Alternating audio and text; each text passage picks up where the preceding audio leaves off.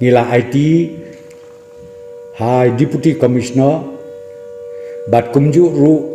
SP jongka East Coast Hills bat SP jongka Shillong City baya kani karain bakin pentrekam bat ru ban pentikna baka total lockdown kan long ka bat trekam habaro kawai ka East Coast Hills district hakbedai bat kajing eye injection